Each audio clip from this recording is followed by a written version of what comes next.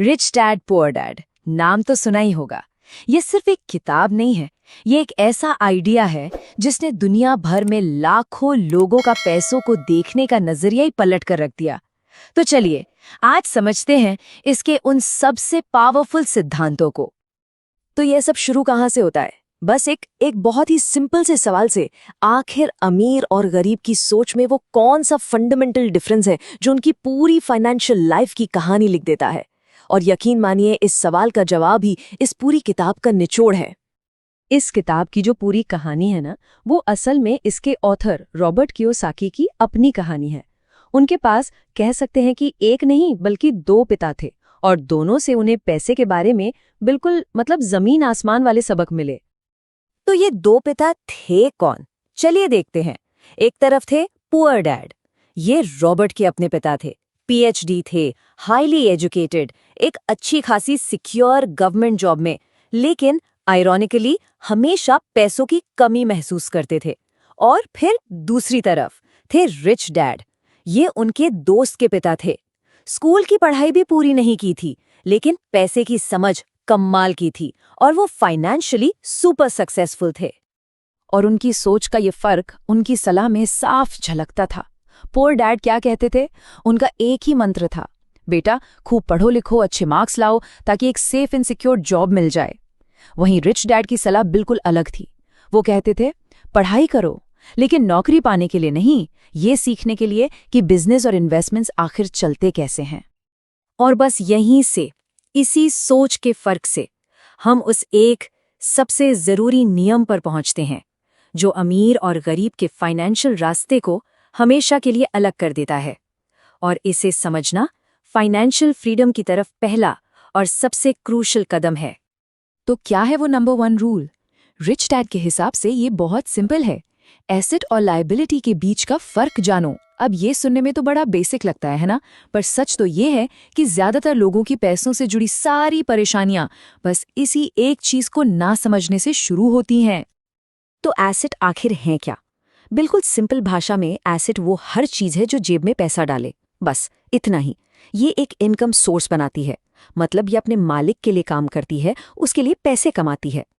और इसका ठीक उल्टा वो है लायबिलिटी, यानी वो चीज जो जेब से पैसा बाहर निकाले। ये कोई इनकम नहीं देती बल्कि सिर्फ खर्चे और खर्चे बढ़ाती है। चलिए इसे कुछ एग्जाम्पल से समझते हैं तो बात और भी क्लियर हो जाएगी। एसेट्स क्या हो सकते हैं? मान लीजिए रियल एस्टेट जिससे किराया आ रहा हो, स्टॉक्स जिससे डिविडेंड मिले, या फिर कोई बिजनेस जो प्रॉफिट दे रहा हो। दूसरी तरफ लायबिलिटीज, एक महंगा घर जिसकी ईएमआई जा रही हो, एक लग्जरी कार जिसका मेंटेनेंस और फ्यूल का खर्चा जेब से पैसा खींच रहा हो। ये सब लायबिलिटीज हैं। ठीक है, तो अब जब एसेट और लायबिलिटी का फर्क समझ आ गया है तो देखते हैं कि पुअर डैड की सोच किस रास्ते पर ले जाती है। ये वो रास्ता है जिस पर दुनिया के ज्यादातर लोग चलते हैं, और वो रास्ता है पैसे के लिए काम करना। और ये साइकिल शायद बहुत से लोगों को जाना पहचाना लगेगा। होता क्या है, लोग एक सैलरी के लिए दिन रात मेहनत करते हैं, फिर उस सैलरी से वो एसेट्स नहीं लायबिलिटीज खरीदते हैं, और फिर उन लायबिलिटीज को चुकाने के लिए उन्हें और ज्यादा मेहनत करनी पड़ती है। इसी को किताब में रैट रेस का नाम दिया गया है। एक ऐसा गोल चक्कर जिसमें भागते तो रहते हैं पर पहुंचते कहीं नहीं। तो फिर इस रैट रेस से निकलने का रास्ता क्या है? वो है रिच डैड का रास्ता। और ये रास्ता पैसे के लिए काम करने का नहीं है, ये है पैसे से अपने लिए काम करवाने का। ये रास्ता चलता कैसे है? देखिए, इसकी शुरुआत जॉब से नहीं, फाइनेंशियल एजुकेशन से होती है।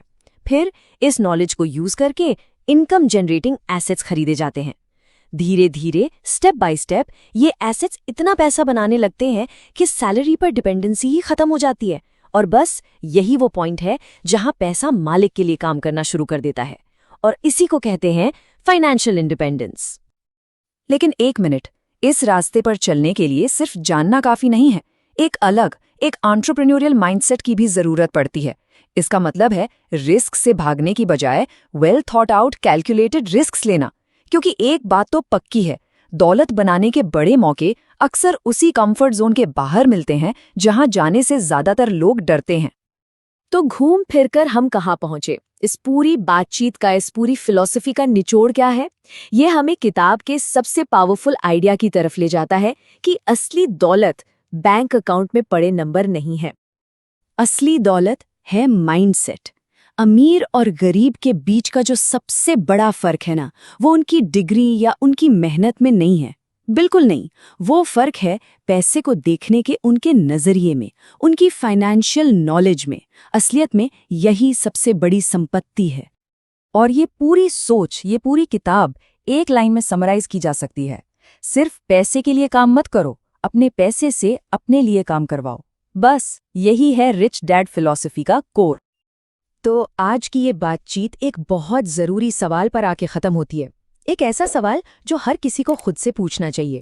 क्या हमारा पैसा हमारे लिए काम कर रहा है? क्योंकि इस सवाल का जवाब ही हम सबकी फाइनेंशियल जर्नी की डायरेक्शन तय करता है।